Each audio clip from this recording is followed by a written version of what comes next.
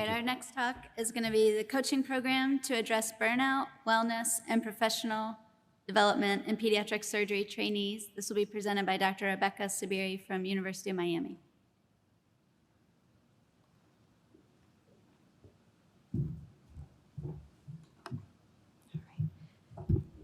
Hi everyone, my name is Rebecca Saberi and I'm going to be discussing a coaching program to address burnout, wellness, and professional development in pediatric surgery trainees. I have nothing to disclose. So what is coaching? Coaching is a vehicle to take a person from where they are to where they want to be. It provokes thought and creativity in order to maximize one's potential. Ultimately, coaching is a space to align an individual's personal and professional goals and values with well-being and performance. We often get asked, what's the difference between mentoring, peer support, and coaching? So I'll start with mentoring. Mentoring is usually between an expert and a novice in the field, where the ultimate goal is for the mentee to succeed. Peer support, usually between two peers around the same stage in their career, and through understanding and support, their goal is to work through shared experiences. Now, coaching, on the other hand, is between a coach and a coachee, where that coach may be an expert in the field, a peer, or an individual in an entirely different field who's simply been trained in coaching, with the ultimate goal of maximizing the coachee's performance and self-efficacy. And this is done via listening, feedback, observation. So how does coaching work? Well, we all have stressors in our lives, and how we deal with that stress greatly impacts both our personal and professional lives. So coaching intervenes with how we process stress and how we experience challenges in life. Via focus, positive thinking, motivation, confidence, and social support, a coach's job is to help their coachee process this stress and allow them to develop facilitated responses and ultimately be more resilient. Coaching is needed because nearly 50% of surgeons report burnout and only 40% report satisfaction with their work-life balance.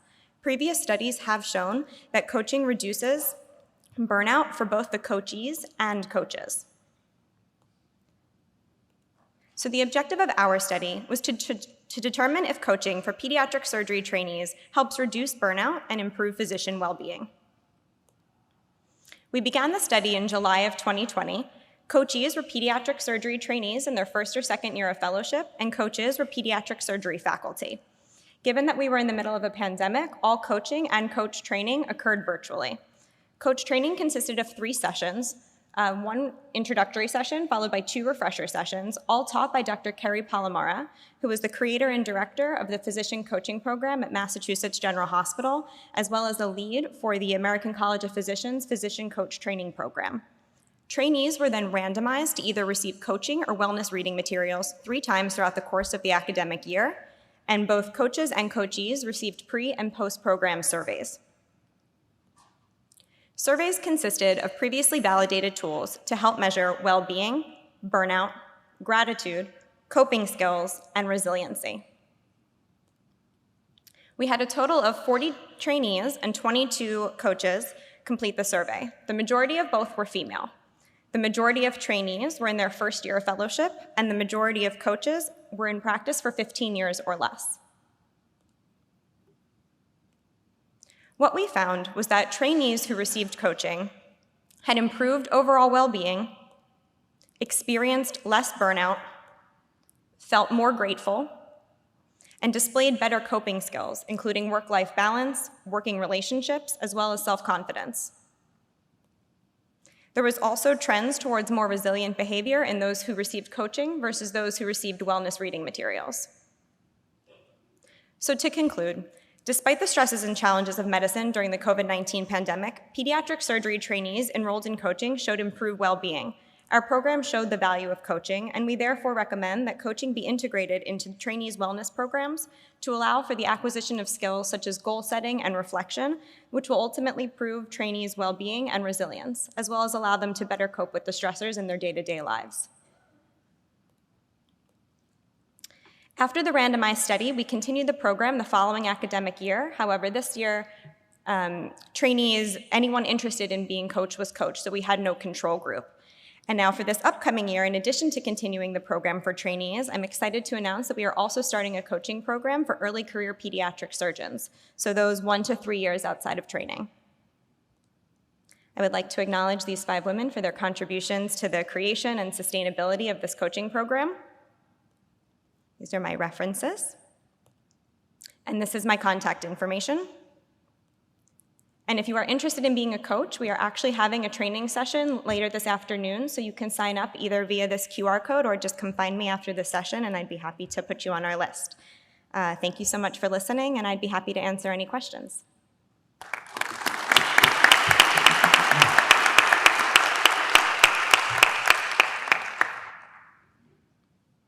Mike Chen from Alabama.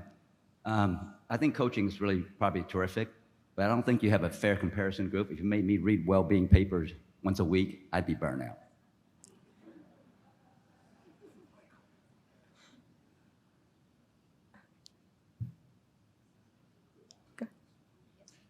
Andreas Meyer, SUNY Upstate. As a general surgery program director, I'm actually very excited about that because I think it would help us dramatically with our own general surgery residents which face the same problem.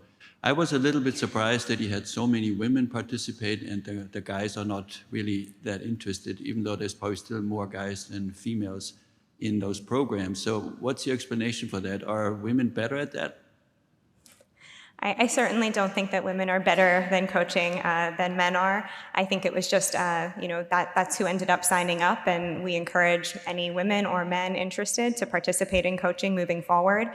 Our evaluation of the coaching skills showed that around the board, all the coachees were very satisfied with the coaching that they received. There was no difference between male and female response to that, and so I think anyone interested would make a great addition to our program. Well, thank you for the study, Howley from Madison. Your study is really interesting, and I look at my own experience, and I can tell you, I probably had more stress when I was attending than I was a trainee. So if you have more stress, I mean, I can't generalize it for everybody, but on average, if you have more stress, that means that you don't have the skill to deal with the stressor. How would you propose that coaches who have more stress or don't have that skill would be able to coach the trainee who may be in the better states of mind? So the result that you show, that improvement of both the trainee and the coaches, could be that they both look at the instruction, right? That the setting that you give them, and they both have the improvement on that, instead of just the coaches that have the experience to teach the trainee. You understand what I'm saying? Yeah.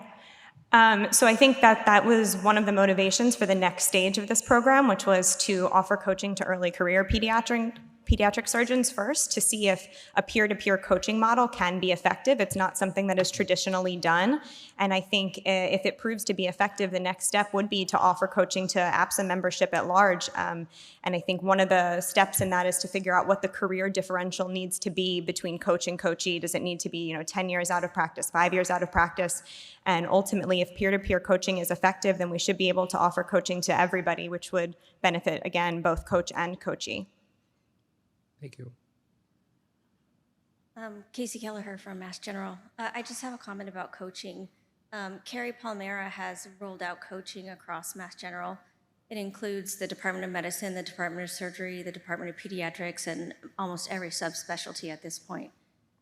All of the residents are coached either by faculty from the same subspecialty or people that they interact with frequently. So I'm actually a coach for both the Department of Surgery and the Department of Pediatrics. And one of the things that's the greatest thing about coaching, to address the question that was just asked, is when you go to these training sessions, you learn about the method of coaching, which is something that you can apply to your own life.